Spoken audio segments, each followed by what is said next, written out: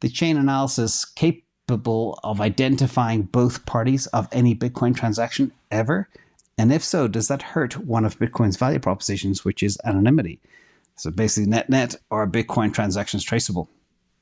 And again, I see where you're all going right now to find out exactly, is my crypto safe? Can it be tracked? Especially by nefarious parties. So Chain Analysis is a blockchain analytics firm that provides tools to track and trace transactions on the Bitcoin blockchain.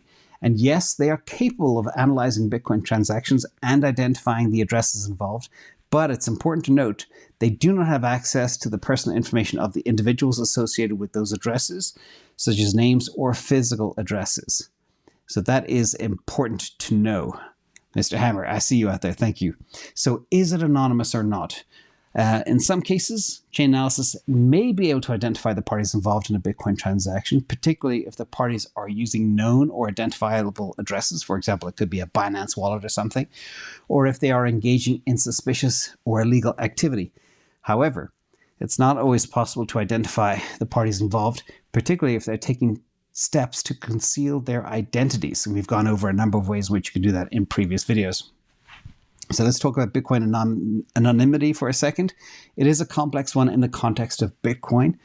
And yes, they are not completely anonymous, but they do offer a certain degree of privacy and pseudonymity.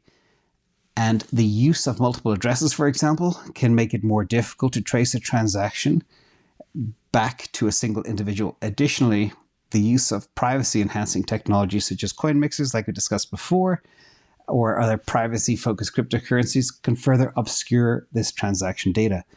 And again, while the existence of firms like Chain Analysis may be limited or may limit the anonymity of Bitcoin transactions to some degree, it is still possible to use Bitcoin in a relatively private manner if certain basic precautions are taken. You know, when you have a Trezor wallet, you can also generate addresses all the time.